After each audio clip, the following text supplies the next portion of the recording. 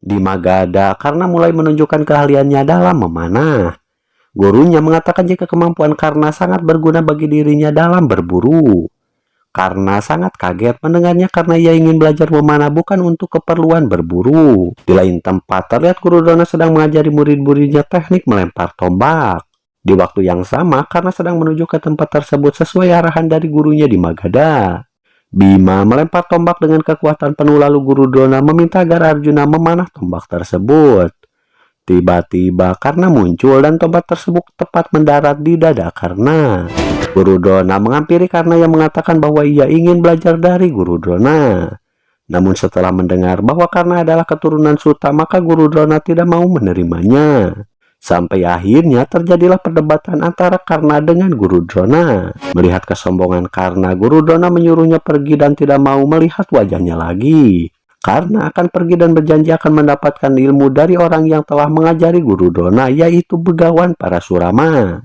Karna menegaskan bahwa ia akan kembali sebagai pemanah terhebat yang ada di bangsa ini, sekaligus menjadi lebih baik dari para murid Guru Drona. Pergilah. Karna mulai mencukur rambutnya dan mengubah penampilannya. Ia bertekad bagaimanapun caranya ia harus bisa belajar dari Parasurama. Setelah itu, Karna mulai pergi ke tempat Begawan Parasurama. Demi menjadi murid Parasurama, Karna mengaku bahwa dia adalah seorang Brahma dengan menyembunyikan identitasnya sebagai Suta. Akhirnya, Parasurama mau menerima Karna dan mulai mengajarinya ilmu seni perang. Dan Karna sangat serius dalam menerima semua pelajaran yang diberikan oleh Parasurama. 12 tahun kemudian, Karna sudah mampu menguasai teknik memanah tingkat tinggi seperti yang Parasurama lakukan. Melihat gurunya tidur di atas batu, Karna menawarkan diri untuk menjadi bantal bagi gurunya. Ketika Parasurama tidur nyenyak, muncullah seekor kumbang ganas yang menggigit kaki Karna sampai darah pun ngucur. Karna berusaha menahan rasa sakit, namun aliran darahnya mengenai tubuh Parasurama sampai ia terbangun. Katakan sejujurnya, siapa kau? Atas kesabaran juga kekuatan Karna, Parasurama tahu jika sebenarnya Karna bukanlah seorang Brahma. Parasurama sangat kecewa karena jika Karna jujur sejak awal, maka ia bisa saja menunjukkan guru yang tepat bagi Karna. Bukan karena rasis, namun karena Parasurama telah bersumpah untuk mengajari para Brahma saja. Kenapa kau berani berbohong padaku? Meskipun kecewa dan mengusir Karna, Parasurama masih mau mendoakan Karna sebelum murid yang ia sayangi itu benar-benar pergi.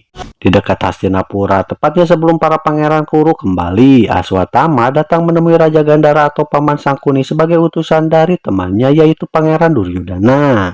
Aswatama datang untuk menagih janji bahwa Sangkuni telah menjanjikan tahta Hastinapura hanya untuk Duryudana. Di Hastinapura, terlihat Gandhari sedang merasa senang karena anak-anaknya akan segera kembali setelah menempuh pendidikan selama 12 tahun. Ketika Desa Rasa datang, mereka pun mulai membicarakan kebahagiaan yang mereka rasakan saat ini. Di ruang sidang istana, Sangkuni mulai menghampiri Bisma dan ia masih mengingat kejadian 12 tahun yang lalu, di mana Bismala yang telah mengusirnya dari Hastinapura, dan kini ia kembali sambil membawa dadu yang terbuat dari tulang ayahnya, yang selalu akan menuruti setiap apa yang ia perintahkan. Tidak lama kemudian, Guru Drona sudah tiba di sana. Drona masih bingung untuk mengatakan kemampuan dari para muridnya. Apakah mereka harus menunjukkan kemampuannya masing-masing atau harus diadakan kompetisi di antara mereka? Aku yakin putraku Duryudana adalah yang terbaik dari semuanya. Akhirnya Raja Desarasa memutuskan untuk membuat sebuah kompetisi. Ia meminta agar Guru Drona mengatur sebuah pertandingan di antara Pangeran Kuru untuk membuktikan siapakah di antara mereka yang menjadi pangeran paling kuat dan pantas memimpin Hastinapura. Sebetulnya Bisma tidak setuju pada kompetisi ini. Namun karena ini adalah keputusan raja, maka ia akan berusaha mengawasi kompetisi ini seadil-adilnya. Sementara Ibu Kunti tak mengharapkan anak-anaknya ikut kompetisi karena kehadiran Sangkuni di sana membuatnya teringat kejadian zaman dulu, di mana Bima pernah diracuni oleh Sangkuni. Dan kali ini ia pun masih takut jika Sangkuni akan melakukan segala cara demi menyingkirkan Pandawa. Sangkuni sendiri sedang menjalankan rencana jahatnya. Ia meminta Durochan atau arsitek bangunan Hastinapura merancang pintu masuk yang sekali panah langsung roboh. Hal ini Sangkuni lakukan untuk menyingkirkan satu orang yang mungkin tidak bisa dikalahkan oleh Duryudana. Aswatthama sedang membuat daftar para pangeran Kuru yang akan bertanding di sebuah kincir besar. Aswatthama meminta agar ayahnya diam dan tak ikut campur karena dirinya akan berusaha agar Duryudana memenangkan kompetisi ini. Sikap Aswatthama ini adalah hasil dari hasutan Sangkuni ketika Aswatthama menemui Sangkuni sebelumnya. Acara kompetisi pun sudah tiba. Destarasta mulai memasuki tempat yang akan digunakan. Ia mulai berpidato di hadapan seluruh hadirin yang hadir untuk menyampaikan jalannya kompetisi antara para pangeran Kuru. Destarasta mulai mempersilahkan Mahaguru Drona untuk masuk dan menjelaskan terkait jalannya kompetisi ini. Hidup Mahaguru Drona! Hidup Mahaguru Drona! Hidup Mahaguru Drona! Guru Drona menjelaskan terkait kompetisi di mana nama dari para pangeran Kuru sudah ditulis dalam kincir besar. Aswatthama akan memanah kincir yang berputar dan pangeran yang namanya terpilih maka dialah yang akan masuk duluan.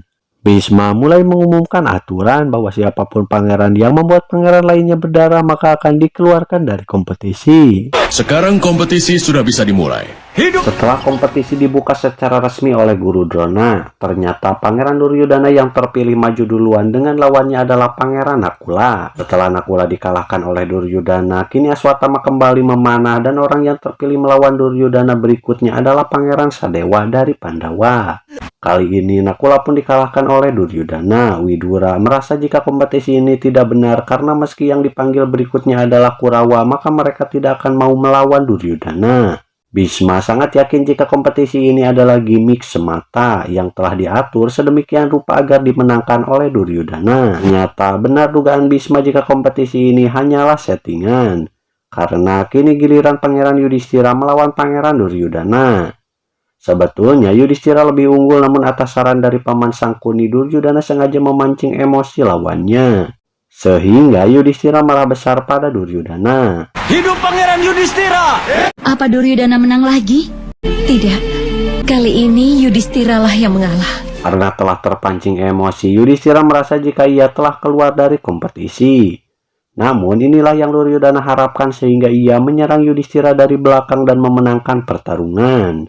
Dan kini Aswatthama telah memilih Bima sebagai lawan Duryudana. Pertemuan di antara kedua pangeran ini adalah yang mereka nanti-nantikan karena sejak kecil mereka sudah berseteru. Bima tidak akan menang, ayah.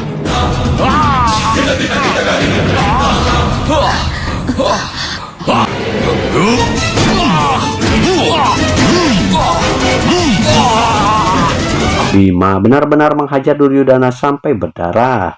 Dan tentu saja ini pelanggaran sehingga Bima tidak bisa dinyatakan sebagai pemenang. Ternyata Bima memang sengaja tidak mau menang karena ia ingin menghajar Duryudana. Dan kemenangan kompetisi ini Bima peruntukkan hanya untuk Arjuna. Hentikan. Bima. Ini Aswatthama memilih Arjuna yang akan melawan Duryudana. Lalu ia akan memanah gapura yang Durocan buat sesuai permintaan Sangkuni, yaitu gapuranya harus roboh dalam satu kali panahan. Tujuannya agar Arjuna tertimbun reruntuhan. Guru Drona meminta panah anaknya lalu melakukannya untuk Aswatthama sampai Arjuna terkubur reruntuhan dari gapura tersebut.